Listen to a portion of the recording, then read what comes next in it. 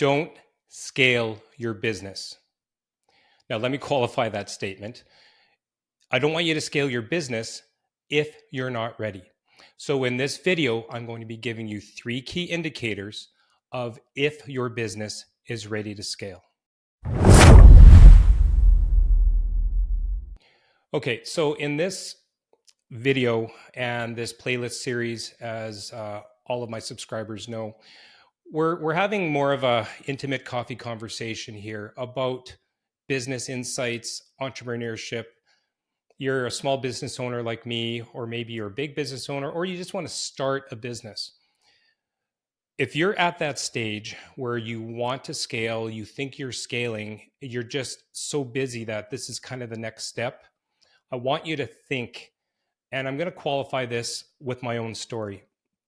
So I have a company, 7-figure property management company, 20 employees, been in business for 25 years. I wish if I could speak to my younger self 25 years ago that I would have thought about when to scale and how to scale and the proper reasons for scaling, because I've gone through so many cycles of needing to hire, expanding, burning up those profits, expanding, needing to hire again, until really what ends up happening at the end of the day is I now have a 20-person business and I'm not making any more money than I did when I was a single founder and entrepreneur. Think about that for a second. Years and years, decades of all of this and not really being much further ahead, except worrying about payroll, worrying about people coming into work, worrying about hiring my next manager, and all that stress. Okay, so that's my context. That's my story. As most of you know, recently I fired all of my property managers. We had 6 in the company for the reason that I felt that our service levels weren't very good, and I needed to go back into the company and really work on the front lines, figure out what was happening. That was in a previous video. That's more like, how to scale a business. In this video, we're talking about when to scale. How do you know you're ready? And what I'm finding now is, yes, I'm super busy.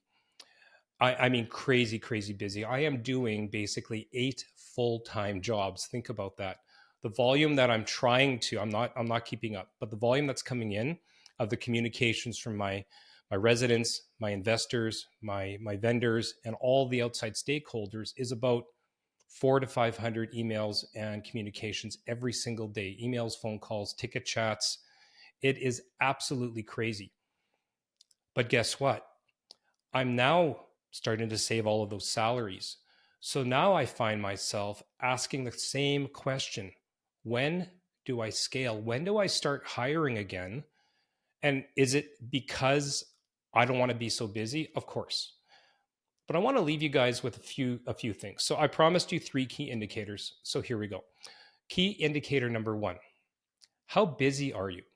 Okay, how busy are you? I mean, really, how busy? So in a previous video, I have said 1 founder, 1 entrepreneur, 1 business owner, and I'm sure all of you guys listening can agree with me. 1 person, 1 founder can probably do the work, not exaggerating, of 2 to 3 employees. Would you guys agree? So if you're doing the work of 2 or 3 employees, think about this really carefully. What's going to happen when you hire that person? Okay. You hire that person, your profits go down. Okay, great. Now you're going to have to train that person. You're going to have to do all this work. And yet you're not that much further ahead. In fact, you're now going to have to grow the business in your spare time because you're training that person. And if you watched my last video on how to scale a business, if you're scaling without having those systems and processes in place, it's a recipe for disaster, because now you've got more money going out. You're trying to train 1, 2, 3 people. All right, fine. Let's hire a supervisor to train them. Well, they also can't work as efficient as you. So guess what? Now you have 4 people on the same net income, or what net income, right? On the same gross income that's coming in, and your expenses have now quadrupled with your salaries. So that's not the question you need to be asking yourself. The question you need to be asking yourself is not, when can I scale, but how busy are you really? And that brings me to my second key indicator. How efficient are you? How efficient is your company? So ask yourself that question. How efficient am I? Okay, you look around. Am I still using pen on paper? Am I still having all of my accounting on Excel? And this is not against all of you who are using Excel, and I still use it, but it's not efficient, right? It's a document storage system, but it's certainly not efficient. So here's my advice. You want to really take a long look at your business and see where you're spending the majority of your time. Okay. You're going to think this is ironic, but open up an Excel spreadsheet and for an entire month, document exactly how much time, what you're doing, and have another column for how much time you spent doing that, and commit to it for an entire month. Because, oh, Garret, like that's a lot of work. It's an entire month. Well, think about an entire month with a brand new employee, which goes by just like that. And you're trying to train them and they're following you around in your business and you're trying to keep up with all of the other things. Believe me, taking an extra couple of minutes every single day to document everything you're doing on that, even on your phone, like again, Notepad, Excel, whatever it is. Oh, I just did something. Okay, I'm noting it. It took 15 minutes. It took 20 minutes. Once you document that and you have this information in hand, think about what you have. It's gold. Okay. It is such important information, way more than a consultant's going to be able to tell you that you're going to pay 50 grand on analyzing your business. You now have a blueprint on how to make your business more efficient. So, do you want to hire that first employee for a business that isn't efficient? Think about that, right? Do you want to teach that employee all of your nasty old habits and, oh yeah, here's my Post-it note list that's all over my computer monitor. And if this is you and you're looking at your computer monitor, yeah, you should not be running your business on Post-it notes because those nasty old Post-it notes are going to get dry. They're going to fall off. They're going to fall behind your computer. And if you're teaching your employee who's maybe going to be a supervisor one day to document everything on Post-it notes, that's not a recipe for success and it's not scalable. So stop that, okay? So you don't want to be teaching an employee your old habits so you're not efficient. You don't want to be teaching a new employee inefficiency. Okay. So, I want to talk about emotion here, okay? Because a lot of people are like, okay, I need to scale my business. I've made the decision. Maybe you have the funds for it. Maybe you think you have the funds for it. We'll talk about that in a second. You get excited. You've made that decision. Maybe you already put an ad out there on Indeed or wherever you're listening, and now you've got all these resumes flooding in, and you're interviewing people, and you're connecting with people, and you're super excited. But you need to take a step back. Okay, you need to take a step back, and you really need to have a reality check. Okay, what happens when you hire an employee? You get a sense of relief. Fine, you've hired them. You can't wait for them to start. But in reality, you have to train them. How long is that going to take? Okay, we just said that a single business owner can probably do the work of 2 or 3 employees. And now you have to throw training in there. Okay. Second point, not only do you have to train them, you have to pay them. Okay. So now, you have to pay them. Now your precious profits, if you are profitable, are being spent on someone that's only going to be 25% as efficient as you as the founder. I don't know. I'm cringing already. Okay. So here's a profound thought. What if you could take what you're paying them, even 1 month's salary, think about that in your head because that's a lot of money, and invest that into more tech or better systems for your business? What would that mean for your business right now? Maybe that means a new machine that saves you 25% of time in making whatever you're making. Again, this is not a property management video, it's a business video. Maybe you can finally get that accounting software package and pay a consultant to implement it for you with that 1 month salary. Okay.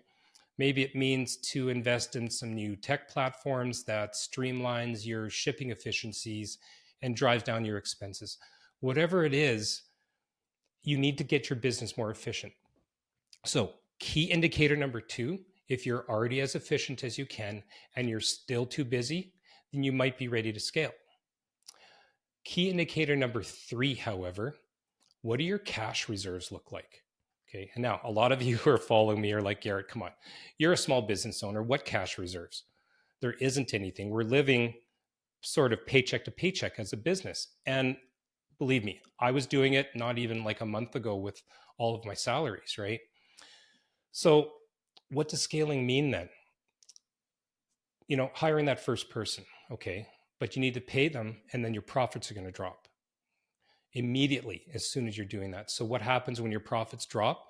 You have to drive business. You have to increase business. So that means extra spend on marketing, advertising, maybe, amp up your game with social media. Maybe that means you're doing videos and content creation just to get more people in the door, only to increase your gross revenue to pay for that employee that's only 25% efficient as you.